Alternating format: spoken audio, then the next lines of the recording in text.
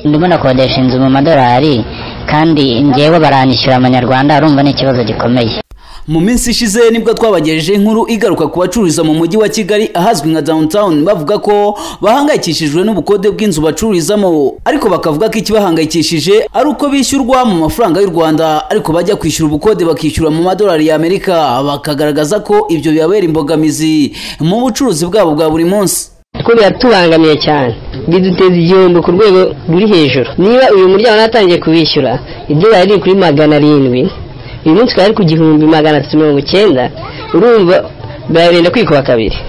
Natangiye nishyura 480, ubu ndishyura miliyoni irenga. Wowe urajya kugura ikintu mu manyarwanda kandi wowe wishyura mu madolari, ni ibintu bibangamye ku buryo nge nta n'ikintu nagihindura. Igihe kintu nasaba, sinzi yenda umuntu wazanye itegeko ryo kuvanga down na idolari ntikishyurwe mu bucuruzi, sinzi niba ziko downtown yo yishyura itwishyuza mu madolari, kuko urebye sinibaza impamvu downtown yo itubarira iryo tegeko, kereka ahubwo niba downtown iri hejuru yashyizeho iryo tegeko, ibyo birashoboka. Ibyo n'ubundi ni bimwe mu byagarutsweho ubwo abadepite bagezwagaho raporo y'ibikorwa by'umwaka ushize bya Banki Nkuru y'u Rwanda, aho hagaragajwe amasezerano y'amazu agera kuri 863 yishyurwa muri ubwo buryo.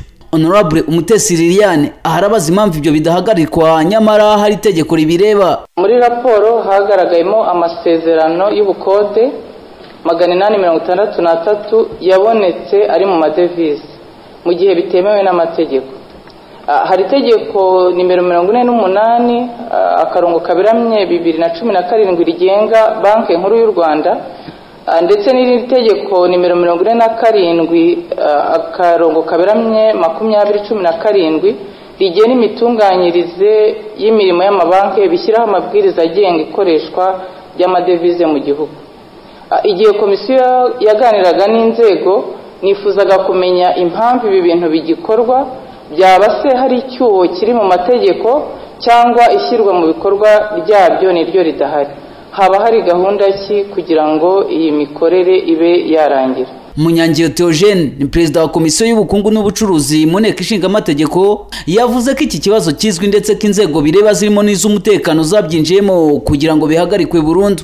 Nibyo, ariko burya ikibazo kigaragara iyo cyavuzwe nyine kiracyanariho, ariko nk'uko byavuzwe niba ari n'itegeko rikoze nabi ho bihamenya ko ari itegeko rikoze nabi, ahubwo wenda mu kurinoza hari icyo twanoza. Aha ni abantu birengagiza ukuri, ni ahantu birengagiza ukuri ku buryo twavuga ko hari n'ikintu kiba mu ibanga hagati y'abantu babiri rimwe na rimwe. Iki ni ikibazo rero gikomeye, numva hari iriya timu irimo byigaho, twumva ko hari icyo bizatanga, gukoresha inzego zitandukanye zikabihagurukira, ari inzego z'umutekano buzatangiye kubyinjiramo kugira ngo iki gikorwa kigayitse gihagarare. Ubusanzwe itegeko nimero 48 akarongo kabiramye 2017 ryo kuwa 23 z'ukwezi kwa 9 2027 rigenga Banki Nkuru y'u Rwanda, nkuko ryahinduwe kugeza ubu biteganyijwe ko inshingano zose zizamo amafaranga cyangwa ibikorwa byose bikorewe muri Repubulika y'u Rwanda bigomba gushyirwa kandi bikishyurwa mu mafaranga y'u Rwanda. Icyakora Banki Nkuru y'u Rwanda iteganya ko abishyura mu mafaranga y'amahanga ari abafite amahoteli, abacururiza amatike y'indege, abacururiza ku bibuga by'indege n'abakina imikino ya casino. Haberwa Gakuba Prudence, Isango Star.